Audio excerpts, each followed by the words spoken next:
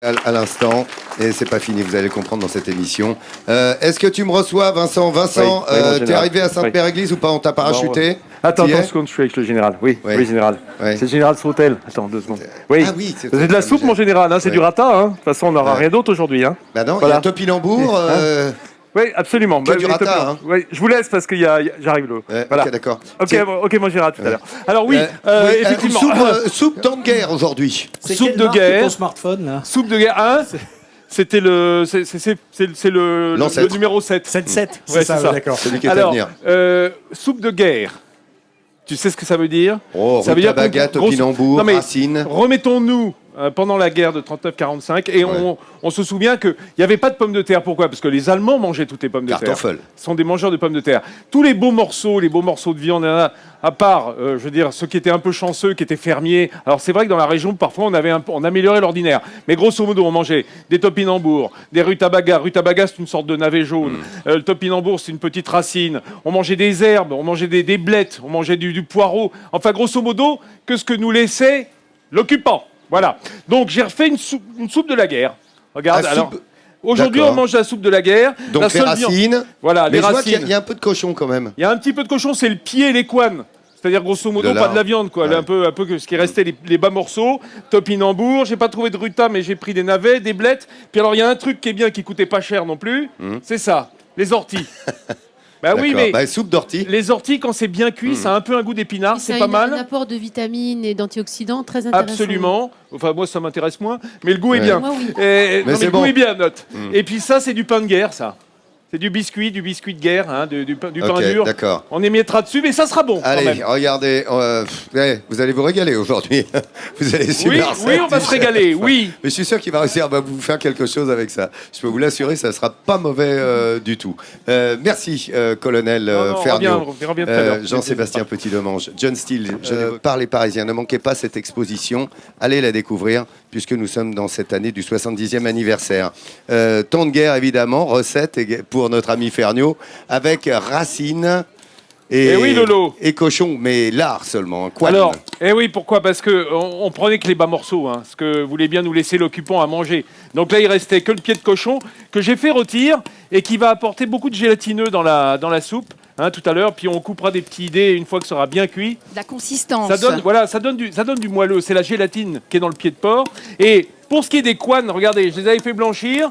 Elles sont en train de rissoler au fond du plat. Ça va donner un petit peu de gras, un petit peu de saindoux en quelque sorte, qui va être la base de notre soupe, là aussi pour parfumer cette soupe de légumes. Vous voyez, quand ils sont bien dorés, je vais commencer à ajouter les légumes.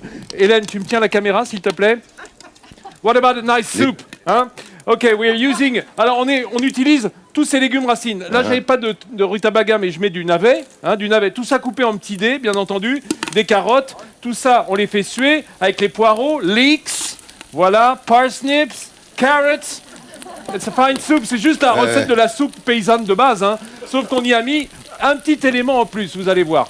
Regardez ce que j'ai été chercher ce matin. D'ailleurs, je remercie Yann qui a bien voulu aller se piquer à ma place. Ah là, les des orties.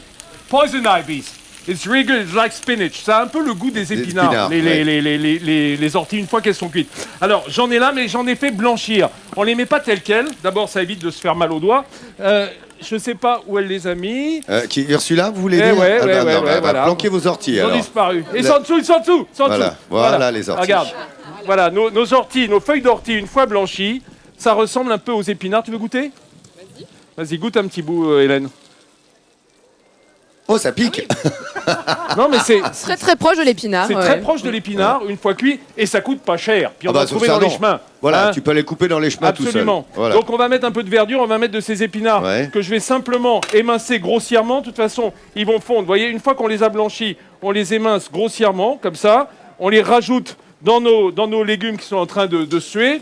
On va rajouter également un peu de feuilles et de côtes de blettes, du poireau, et on mettra un bouquet garni et Allez. le pied de cochon. Et on revient viendra dans te quelques retrouver minutes. avec ta soupe de temps de guerre, pas seulement. Absolument. On ira voir Nathalie Simon dans un petit instant et vous verrez qu'elle va, lorsque j'étais au mémorial de Caen, on aura le loisir d'en parler tout à l'heure. Cette recette, monsieur Ah, va bien. Vincent, la recette de guerre aux orties. Ça va bien. Alors, regarde Hélène, regarde ce qui se passe dans la casserole. On a fait suer pas le public, hein, on a fait suer les légumes, hein, attention. 26 rue Poliveau. Non, regarde. Voilà, on fait suer pour donner du goût, pour concentrer les goûts, les arômes des légumes. Comme on n'a pas beaucoup de gras, hein, parce que je rappelle, c'est une soupe de guerre, on n'a pas grand-chose à mettre. Alors, on a mis les couanes qui ont rendu un peu de gras, puis on a fait suer tous nos légumes dedans. J'y ajoute le pied de cochon qu'on a fait rôtir à sec. Regarde comme il est beau. On l'a mis au four à 180 degrés pendant une demi-heure. Pourquoi? Là encore pour donner du goût, hein, la réaction de Maillard, tu sais bien, Oui. ça caramélise en surface et dedans, quand on va rajouter l'eau, ça va rendre tout ce jus de cochon à l'intérieur de la soupe. Oh, Ah ouais, on fait avec ce qu'on a. Ah, un truc important, regarde, vous savez éplucher des côtes de blettes? non, Voilà, montre. regardez, il y a toujours un côté bombé et un côté creux. Alors on tourne, on casse vers le côté bombé et on tire délicatement. Ce qui fait que tu as toute la surface avec les, tu vois, les Énervé. fils qui Comme la viennent. rhubarbe, exactement comme la Voilà. rhubarbe, c'est ça. Hein. Voilà. Et ça vient jusqu'au bout des Et nervures. après, tu fais du violon. Et après, tu éminces évidemment, tu fais des cubes comme pour tous les légumes qui se trouvent à D'accord. l'intérieur de cette soupe. On y a mis ça, on a rajouté, alors on va mettre de l'eau, on va mouiller. J'ai une belle bouteille là. Hop, pour laisser cuire la soupe. Hop, on y met de l'eau et on sale. Pas de poivre évidemment parce que c'est la guerre. Hein. Il y a pas de poivre. Oui. Hein, toutes les épices, c'était quand même super rare. Donc du sel, on pouvait en trouver, surtout au bord de la mer. On mouille, on sale et on laisse cuire environ 1 heure. Allez, D'accord ? rendez-vous dans 1 heure, Vincent. Merci Dans beaucoup. 1 heure. Soupe de guerre aujourd'hui par l'ami Voilà. Ferniaud. Regardez, vous partir en pique-nique avec ce que nous vous avons offert tout au long de la semaine. Aujourd'hui aussi, cette malle en osier pique-nique avec le plaid siglé. Et Monsieur Ferniaud a préparé sa soupe. Oui.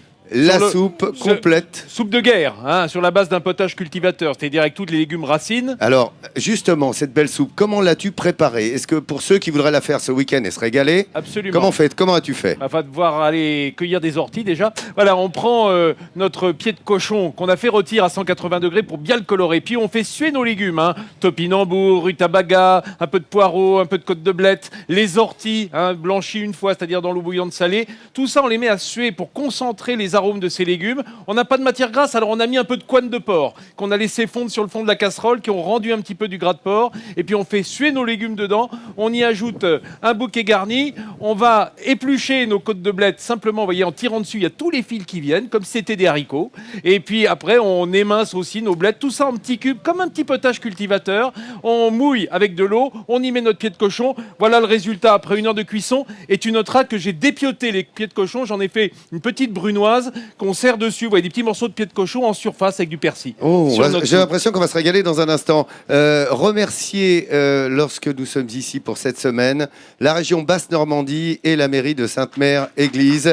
Les Sainte-Mère-Églisais également qui ont été très nombreux tout au long de la semaine à venir et à supporter leur ville. Ils ont bien raison.